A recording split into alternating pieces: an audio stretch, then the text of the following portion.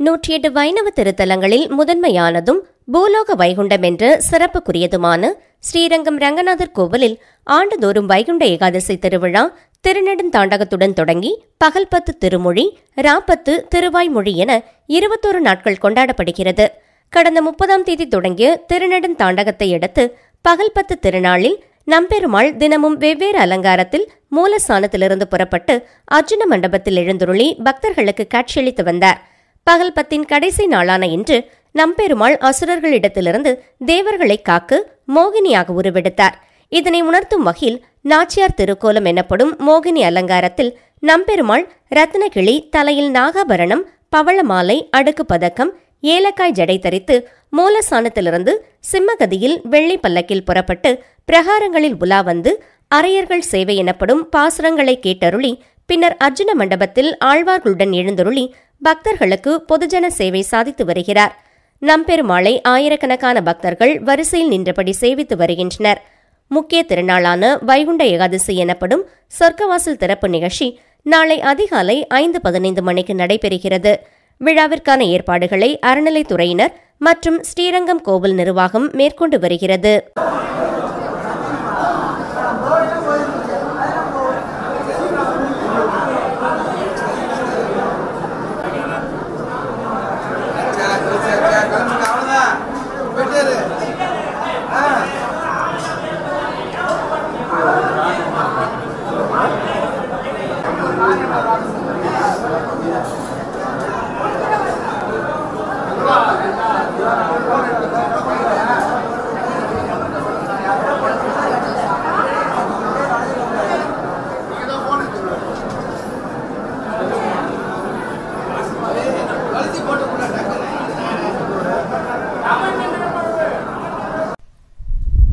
சிவகங்கை மாவட்டம் சிவகங்கை நகரில் அமைந்துள்ள பிரசித்தி பெற்ற அருள்மிகு ஸ்ரீ ஐயப்ப சுவாமி திருக்கோவிலில் பெருவிழாவினை முன்னிட்டு தீர்த்தவாரி வைபவம் நடைபெற்றது.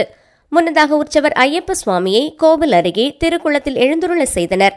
தொடர்ந்து சிவாச்சாரியார்கள் பெரிய பாத்திரத்தில் நீர் நிரப்பப்பட்ட தண்ணீருக்கு உதிரி புஷ்பங்களால் அர்ச்சனைகள் செய்து ஐயப்ப சுவாமியை பக்தர்களின் சரண கோஷங்கள் முழங்க 3 முறை மூழ்கி எடுத்து தீர்த்தவாரி வைபவத்தை நடத்தி தீபாராதனை காட்டப்பட்டது.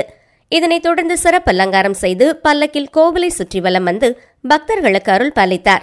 நிறைவாக ஆராட்டு விழாவை நடத்தி மகா பஞ்சமுக கற்பூர ஆராதனை காண்பிக்கப்பட்டது. இதில் ஏராளமான பக்தர்கள் கலந்து கொண்டு ஐயப்ப சுவாமியை வழிபட்டனர்.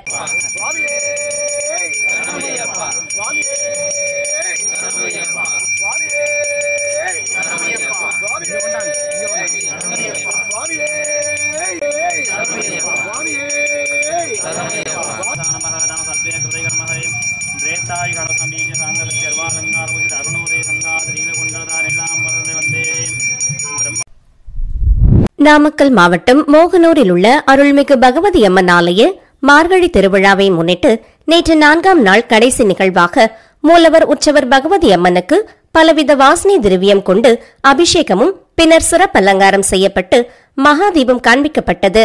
பின்னர் மாலை உற்சவர் பகவதி அம்மன் அலங்கரிக்கப்பட்ட சப்பரத்தில் செண்டை மேளம் முழங்க திருவிதி உலா நடைபெற்றது. வழிநெடுக தேங்காய் உடைத்து பக்தர்கள் தங்களது வீடுகளிலிருந்து வழிபாடு செய்தனர்.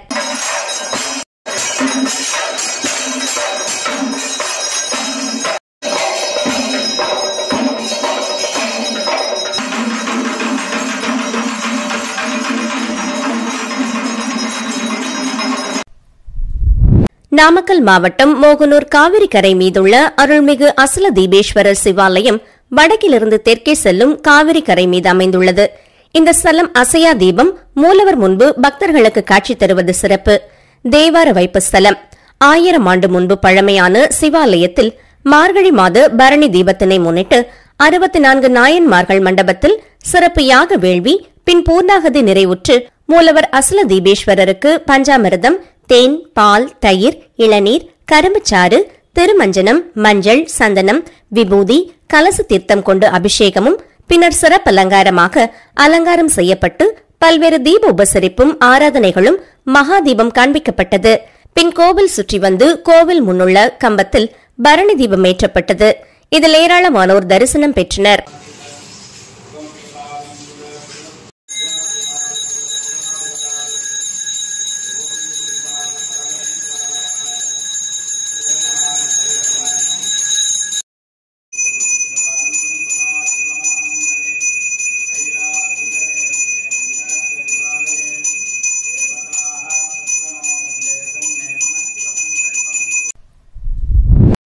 மதுரை மாவட்டம் அலங்காநல்லூரில் அமைந்துள்ள அருளாளர் ஸ்ரீ சந்ததம் பால் சுவாமிகளின் மடாலய மகா கும்பாபிஷேக விழா மற்றும் குரு பூஜை விழா கடந்த மாதம் நடைபெற்றது.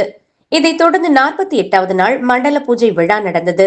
யாகசாலையிலிருந்து சிவாச்சாரியார்களின் வேத மந்திரங்கள் முழங்க 108 சங்குகள் வைத்து சுவாமிக்கு அர்ச்சனையும் 16 வகையான திரவியங்களால் அபிஷேகமும் நடந்தது. இதில் அலங்காநல்லூர் மற்றும் அதன் சுற்றுவட்டாரங்களைச் சேர்ந்த ஏராளமான பொதுமக்கள் கலந்து கொண்டு சுவாமி தரிசனம் செய்தனர்.